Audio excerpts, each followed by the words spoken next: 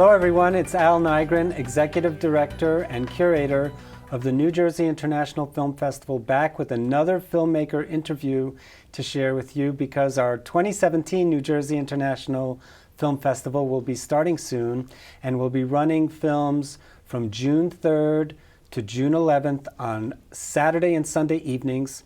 We have something new that's going to be taking place this year. We're going to have 5 o'clock screenings as well as 7 o'clock screenings. And there'll be free food courtesy of Jimmy John's of New Brunswick at all of those movies showings. And here today we have a special guest, Ilene Dube. She's the director of Generations of Artists, Roosevelt, New Jersey, and she's going to be talking about her film with us today. Welcome. Thank you. So Ilene, tell us how you got involved in making this film. Well, I can't recall when I first started reading about the community of Roosevelt, New Jersey, but I was fascinated because it was this sort of utopian farming community. It was started in the 1930s. It was originally called Jersey Homesteads, and there were a number of communities in New Jersey started as farming communities for Jewish garment workers, factory workers, to get these people out of the tenements and into the country. And so Jersey Homesteads, which became Roosevelt, was one of them. They designed cinder block houses that were designed by the architect Louis Kahn. It was very early in his career, before he was very well known.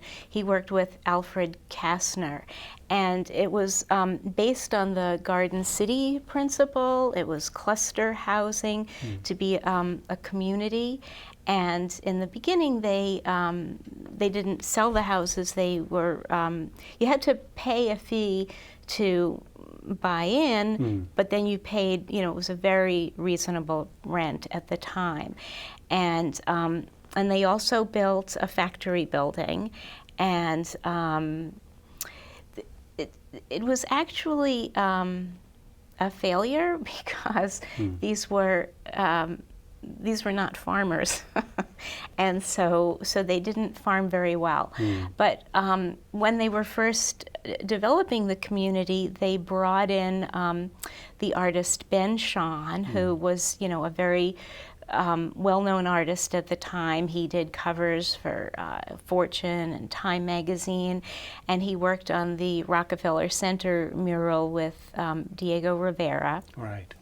And he was brought in to create a mural that depicted, it's in 3 panels, and it depicts the exodus from New York and the tenements out into the country. Albert Einstein was, a proponent of this project, so he's pictured there.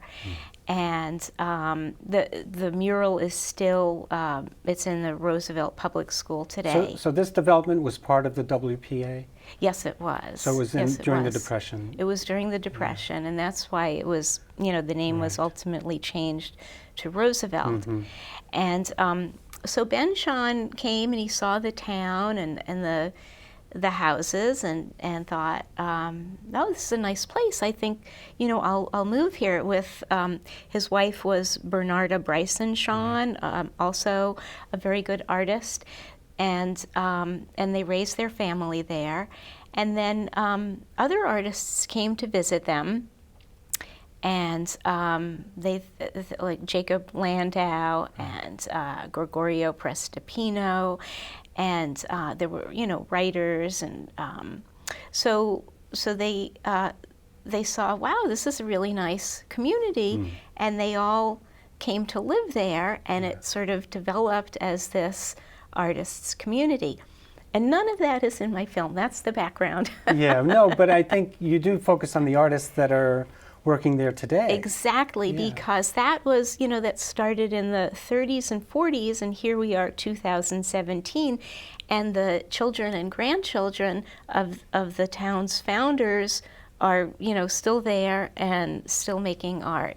Yeah. So what can an audience expect to see from your film? I mean, you interview some of these artists, correct? So yes, and I have Margaret O'Reilly, the director of the New Jersey State Museum, talks about the history, and then I go into the studios with some of the artists and see them working and talking about their work. And also, in addition to the visual arts, there are a lot of musicians in the town, and I spent a couple of years going to, so this is the 30th anniversary of the Roosevelt Arts Project, which was started in 1987. Bernarda Bryson-Shawn was a founder of it, and they have arts events throughout the year at Roosevelt Borough Hall. You know, it could be a ukulele concert. There's the Roosevelt String Band. So I spent, a couple of years going to all of these events and documenting them. Yeah. Where is Roosevelt? Well, I live in Princeton Junction. Right. So if you take Route 571 and keep going south, it's there, and it's beautiful. It's still fairly rural. There's a community-supported agriculture farm there today. A lot of the Louis Kahn houses have been preserved. Oh, it is on the town itself is on the New Jersey Historic, the U.S. Historic Registry. Right. And some of the houses have been altered because they don't necessarily work for contemporary times, but a lot of them have been done so with keeping the integrity of the original Louis Kahn design. Yeah. So that's really wonderful, and we're so looking forward to having you be at the screening, because we'll be showing your film on June 11th as part of 3 films that all kind of have a subtle Jewish content to them. The first film is called Passaic by Douglas Underall, and that'll open the film. Actually, Douglas will be there, as well as Michael Klausner, who's the writer. And then Ilene will be there to present her film, and then Beth Cravant will be there to present Levinsky Park as well. So we have 3 wonderful films. The first one's a kind of pseudo-documentary. It's more of a docudrama, and the other 2 are documentaries. So folks, you get 3 wonderful films for one low price. That's $12 general admission, $10 for students and seniors, and that's on Sunday, June 11th, starting at 7 p.m., and we will have free food courtesy of Jimmy John's. So please come and join us. If you need more information, you can go to our website, which is www.njfilmfest.com, or you can call us at 848-932-8482. Thanks so much for joining us, Ilene. Thank you so much, and thank you so much for all of the years that you've been producing this wonderful festival. Thank you so much. Thank you. Well, the other night when I come in so drunk I could not see, got tangled up in the old doormat, fell flat as I could be. Well, I had me a little old jug of wine and I didn't have any more. Cap flew off when I went down and I spilled it on the floor.